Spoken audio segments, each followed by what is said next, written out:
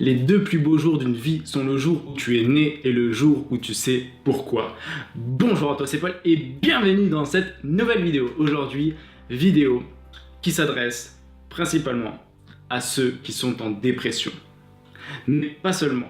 Cette vidéo s'adresse aussi à toi si tu te sens perdu. À toi si tu n'as pas de cap, de fil rouge vers quoi tendre dans ta vie. À toi si tu te demandes à quoi tout ça rime, à quoi toute ta vie elle rime, à quoi tout ce monde rime. À toi si tu ne trouves plus d'intérêt dans ce que tu fais, si tu ne trouves plus de plaisir dans ce que tu fais. À toi si tu ne trouves plus de sens à ce que tu fais, si tu ne trouves plus de sens à ta vie. Là en fait la conséquence de tout ça, la conséquence de tous ces symptômes entre guillemets, c'est quoi? C'est que tu ne sais pas quoi faire de tes journées, tu es perdu, tu ne sais pas vers quoi aller, vers quoi tendre dans ta vie et tu es perdu, tu ne sais pas quoi faire. Donc tu ne sais pas quoi faire de tes journées et journée plus journée plus journée, au final ça fait ta vie. Au final tu ne sais pas quoi faire de ta vie. Et ton cerveau il a trouvé quoi comme solution? Il a trouvé comme solution à tuer le temps. Tuer le temps avec des choses à court terme qui te produisent du plaisir éventuellement même à court terme. À regarder une série Netflix jour après jour parce que tu ne sais pas quoi faire de tes journées. Tu te retrouves à boire, à fumer, à te droguer éventuellement. Et ça se trouve même tu t'es déjà demandé comment je vais faire pour tuer mon temps aujourd'hui? Ça va être quoi mon passe-temps? Mais attends, mais tu réalises? Est-ce que tu réalises? Je sais pas si tu réalises, mais tuer le temps. Mais c'est tellement grave de vouloir tuer le temps. C'est tellement inconcevable pour moi en fait. C'est comment on peut tuer le temps. Moi personnellement je ne crois pas je ne sais pas s'il y a une vie après la mort. Mais en tout cas, s'il y a une vie après la mort, tant mieux, mais s'il y a bien une chose que j'ai décidé dans cette vie, c'est de la vivre à 100%, ne sachant pas ce qu'il y a derrière.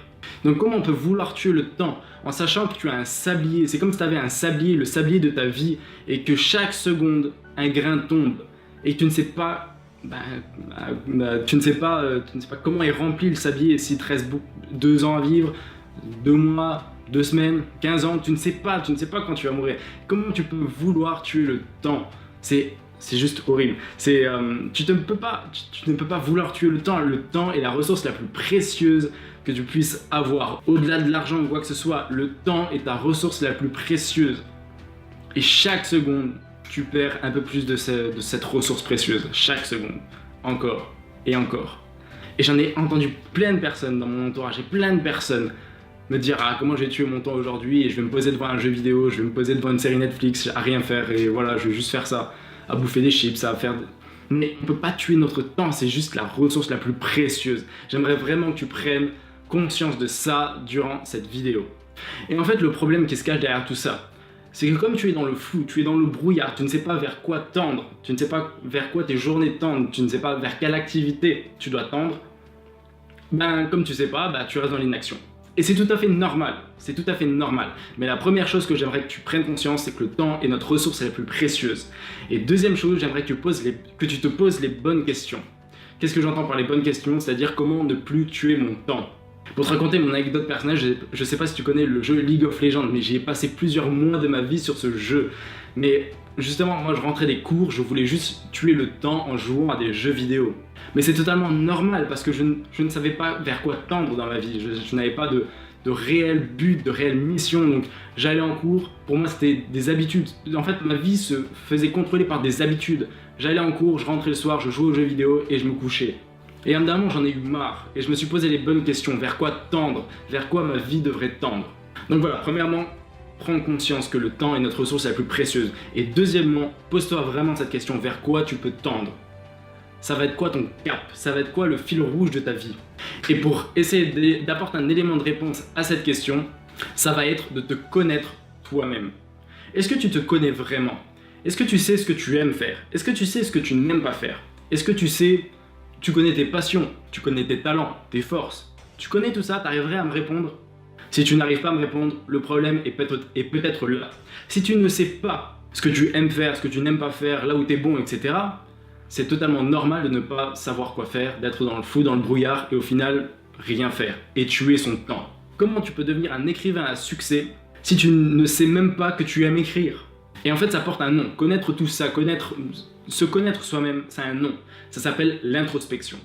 C'est-à-dire connaître ses qualités, ses défauts, ses talents, ses faiblesses. etc.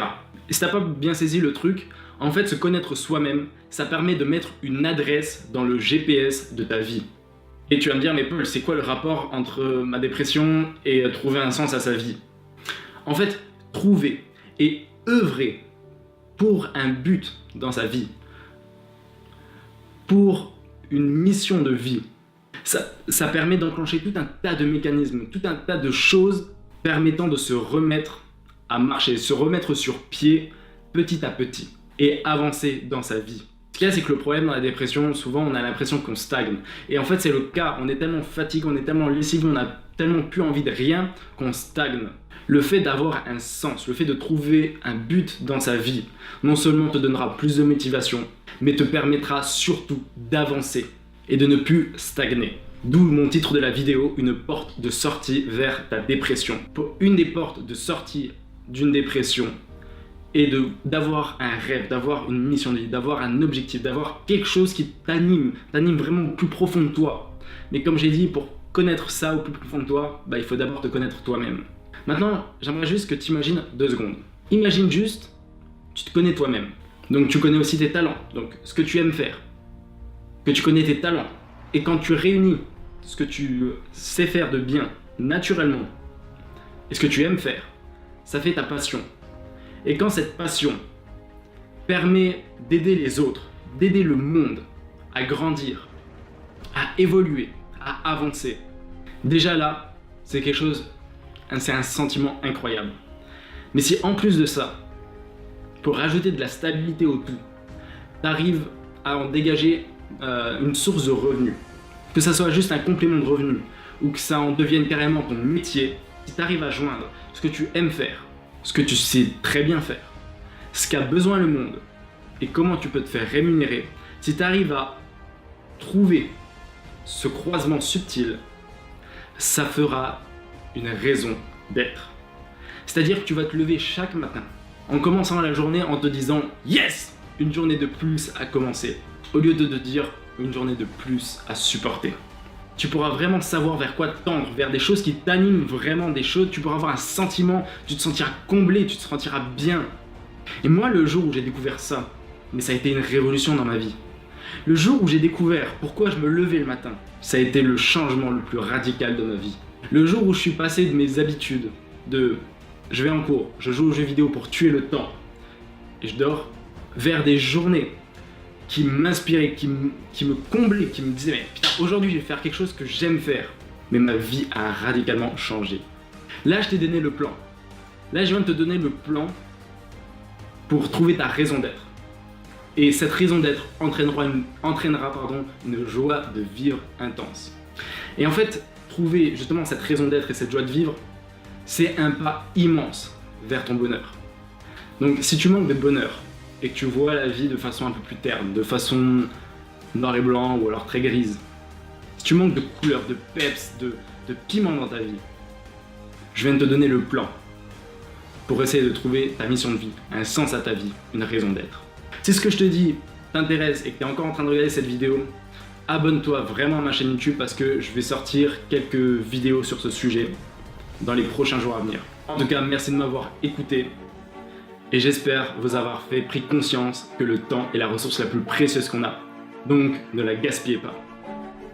Et surtout, n'oubliez pas, la vie est belle. C'était Paul. Bye bye.